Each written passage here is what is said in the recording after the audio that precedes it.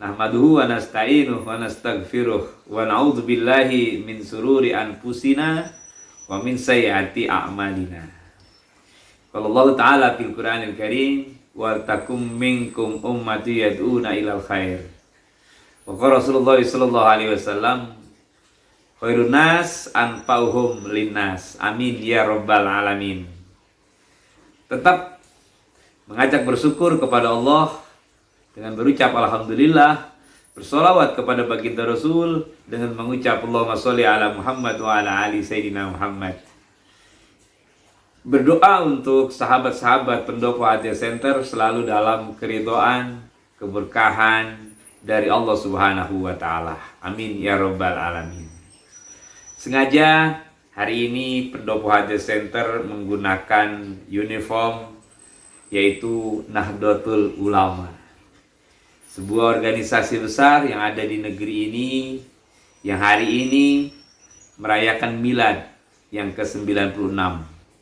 Mudah-mudahan dengan milad ini Nahdlatul Ulama semakin berkiprah untuk perjalanan bangsa, negara, dan agama kita yang kita cintai ini.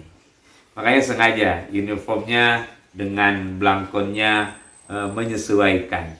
Ya. Kenapa ini terjadi? Karena memang biar bagaimanapun 96 tahun yang lalu organisasi ini dimunculkan di tengah-tengah munculnya berbagai macam berdirinya pergerakan-pergerakan pendewasaan beragama dan pendewasaan bernegara. Ada berdiri Serikat Dagang Islam, ada berdiri Al-Irsyad, ada berdiri Muhammadiyah, dan juga berdiri dengan Nahdlatul Ulama 1926 atau 96 tahun yang lalu.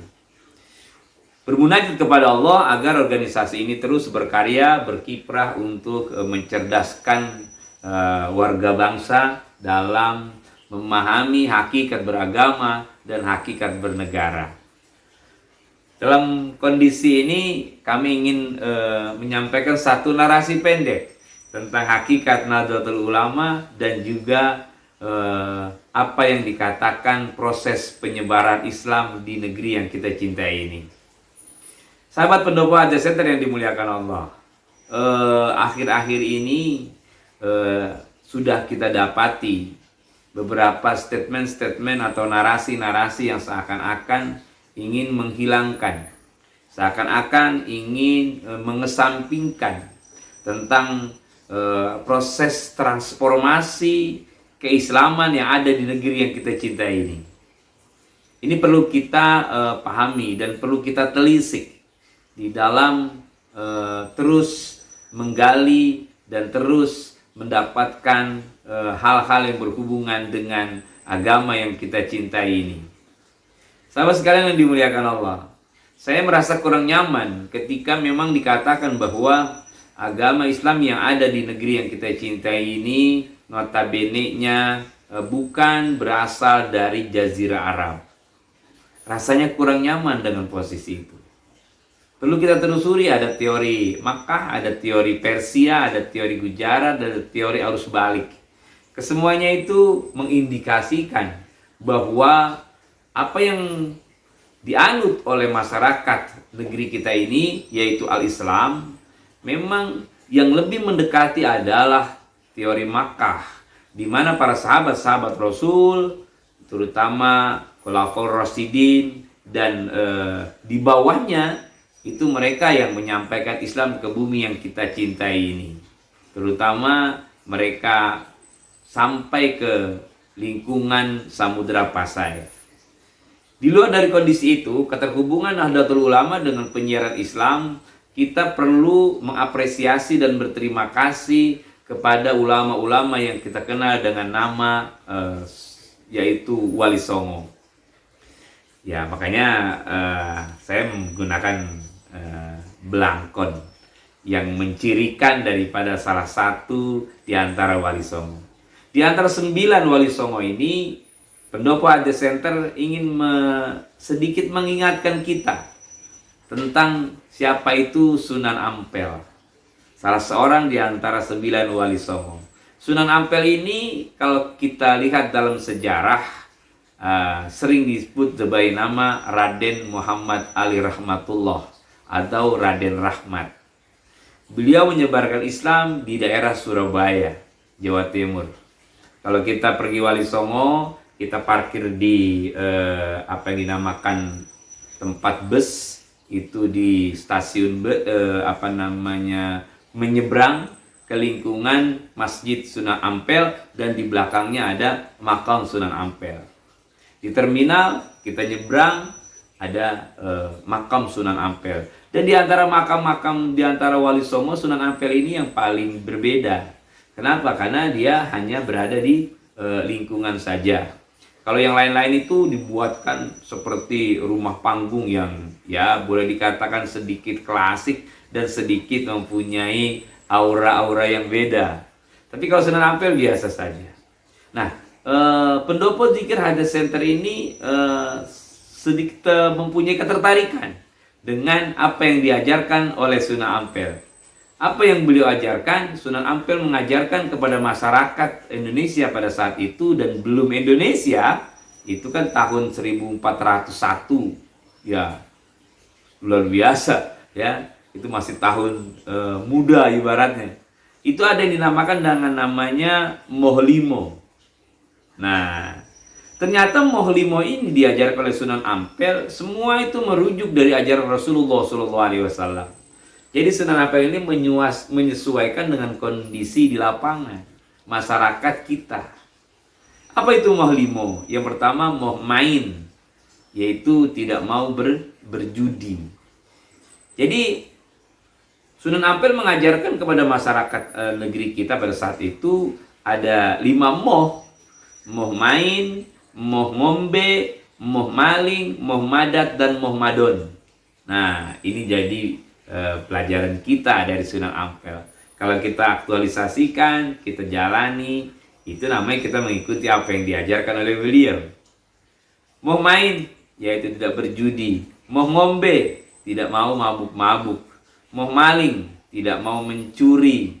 Moh madat, tidak mau menghisap candu. Nah, yang terakhir moh madon, jangan berzina. Ini kan ajaran-ajaran di dalam Islam. Luar biasa. Tidak berjudi, jelas kontekstualnya dalam Al-Quran. Innamal khamru wal maisir. Maisir itu berjudi. Kadang-kadang kita tidak sadar kita berjudi. Mohon maaf bagi yang suka punya duduk-duduk di tepi empang. Itu dikhawatirkan kadang-kadang suka ada perjudian. Ya, itu maisir. Ada juga mau ngombe, tidak mau mabuk-mabuk. Jadi Sunan Ampel itu mengajarkan jangan sekali masyarakat itu mabuk, karena mabuk itu dilarang di dalam agama. Kenapa? Karena akan menghilangkan konsentrasi dan menghilangkan rasio sehat manusia. Mau maling, apalagi mencuri yang bukan mengambil yang bukan hak kita. Kalau negeri kita ini, kalau kita membicarakan pencurian luar biasa. Lebih dikenal dekade ini namanya yaitu korupsi.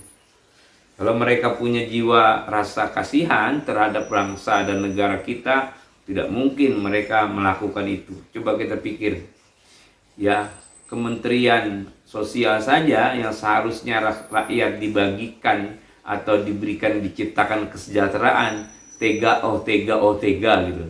Ya, mengambil hak rakyat. Itu baru 1 titik, belum yang lain-lainnya. Korupsi luar biasa, ya. Yang berikutnya moh madat, tidak mau menghisap candu. Tetap saja ini akan merusak karakter manusia. Dan yang terakhir, kata Sunan Ampel, adalah moh madon. Jangan melakukan perzinahan. Semua 5 variabel ini substansinya ada di dalam Al-Quran. Ya, jadi sahabat-sahabat sekalian, mulia sekali apresiasi perjalanan dari Sunan Ampel. Mudah-mudahan kita bisa mengikutinya dan kita bisa merealisasikan apa yang beliau ajarkan. Tidak berbeda atau mempunyai perjuangan yang luar biasa juga namanya Sunan Bonang. Jadi Sunan Bonang ini salah satu anggota dari Wali Songo, ya. Sunan Bonang ini putra dari Sunan Ampel.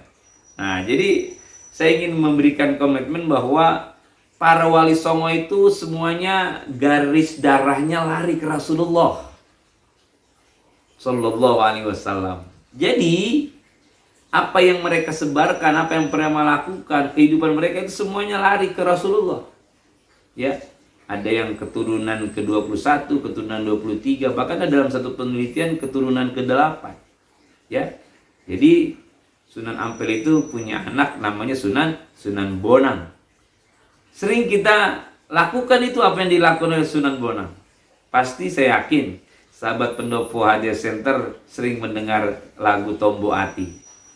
Kalau saya menagomkan lagu itu, Tombo Ati iku limo perkarane, kaping pisan moko Quran lan maknane,